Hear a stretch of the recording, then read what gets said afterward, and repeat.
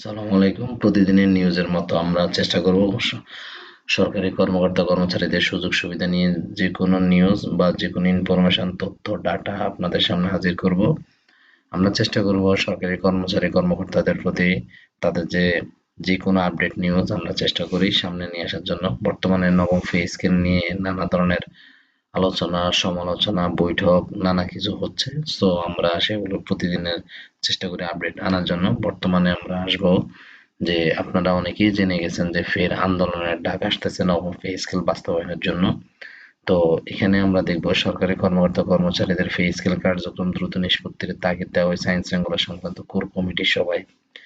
এই কার্যক্রম বিলম্ব হলে সরকারি কর্মচারীরা আন্দোলনে নামতে পারেন বলে শঙ্কা প্রকাশ করা হয়। সোমবার সচিবালয়ে স্বরাষ্ট্র মন্ত্রণালয়ের সভাকক্ষে এই বৈঠক অনুষ্ঠিত হয়। বৈঠক সূত্রে জানা যায়, জাতীয় বেতন কমিশনের সুপারিশ বাস্তবায়নে সরকারি কর্মচারী সংগঠনের নেতারা আলটিমেটাম দিয়েছেন এবং জানা যায় যে বৈঠকে বিভিন্ন বিশ্ববিদ্যালয়, কলেজের সাম্প্রতিক পরিস্থিতি ও শিক্ষার্থীদের কর্মকাণ্ড পর্যালোচনা করা হয়। তাছাড়া বর্তমানে যে রোজার ভিতরে একটা সংবাদ সম্মেলন করা হয়েছে, এই সংবাদ সম্মেলনে তাদের একটাই দাবি এবং বিভিন্ন সুযোগ সুবিধা নিয়ে আলোচনা হয় ওই সংবাদ সম্মেলনে।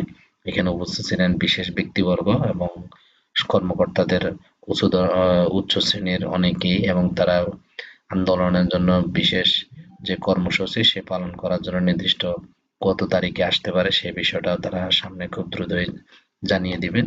তো চলুন আমরা দেখি যে একটা বিষয় আছে যে পে স্কেল বাস্তবায়নে কর্মসূচি নির্ধারণের জন্য আলোচনা সভা চলছে, অর্থাৎ তারিখটা এখনো নির্ধারণ করা হয়নি, তবে খুব শীঘ্রই তারিখ নির্ধারণ করা হবে এবং এই সম্মেলনে বলা হয়েছে যে ঈদের আগে বাস্তবায়ন করার জন্য প্রত্যেকটা কর্মকর্তা-কর্মচারী দৃঢ়বদ্ধ এবং সবাই এর আগের অন্তর্বর্তী সরকারে প্রচুর পরিমাণে আহত হয়েছেন, সবাই ক্ষুব্ধ।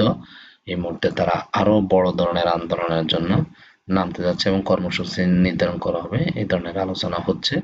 এখানে আপনারা ছবিতে দেখতে পাচ্ছেন যে আপডেট সবাই এখানে তাদের বিষয়গুলো ব্যক্ত করতেছেন কিভাবে কি আলোচনা করা যায়। তাছাড়া ফেসবুকের মাধ্যমেও বিভিন্ন গ্রুপে তাদের আলোচনা করা হচ্ছে যে তাদের কর্মসূচি খুব শীঘ্রই আসতেছে এবং 22 লক্ষ সরকারি কর্মচারী ও তাদের পরিবারের ন্যায্য অধিকার আর ঝুলিয়ে রাখা যাবে না।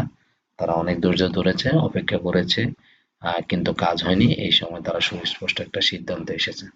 চলুন আমরা একটা ভিডিও দেখি, সেই ভিডিওতেও কি আলোচনা হচ্ছে সামান্যটুকু আপনারা তাহলে বুঝতে পারবেন। সর্বশেষ আমরা সারা বাংলাদেশ থেকে আমার কর্মচারী ভাইরা যখন যমুনার অভিমুখে পদযাত্রা করলো, ঠিক আমরা দেখতে পেলাম ইউনিয়ন সরকার রক্ত চুষা আমাদের কর্মচারীর রক্ত রাঙিয়েছে, রক্ত দিয়ে দুহাত রাঙিয়েছে, তবুও কর্মচারীদের ন্যায্য অধিকার 11 বছরের বঞ্চনা থেকে আমাদের মুক্তি দেয় নাই। যমুনার অভিমুখে পদযাত্রায় আমরা কি ন্যায্য অধিকারের জন্য, আমরা কি কোনো রাজনৈতিক সংগঠনের ব্যানারে গিয়েছিলাম? আমরা ন্যায্য অধিকার আদায়ের জন্য আমরা গিয়েছিলাম যমুনায়, কিন্তু সেই যমুনায় যাওয়ার পরে আমার কর্মচারীর ভাইয়ের রক্তাক্ত হয়েছে। কেন রক্তাক্ত হবে সেই প্রশ্ন আজকে থেকে গেল। ইতিহাস আপনাদেরকে ঘৃণা ভরে স্মরণ করবে আজীবন। আমি বর্তমান সরকারকে অনুরোধ করব, বর্তমান সরকার মাননীয় প্রধানমন্ত্রী তারেক জিয়া তার একটি সুদীর্ঘ নেতৃত্বের ফলে বাংলাদেশ বিএনপি জাতীয়বাদী দল সরকার গঠন করেছেন। আমরা চাই ঈদের আগে মাননীয় প্রধানমন্ত্রী গণপ্রজাতন্ত্রীর কর্মচারীদের পে স্কেলের বাস্তবায়ন করবেন, এটাই সারা বাংলাদেশের কর্মচারীদের প্রত্যাশা। আপনাদের কাছে অনুরোধ, আপনারা দয়া করে 11 বছরের বৈষম্য দূর করবেন এই আশা।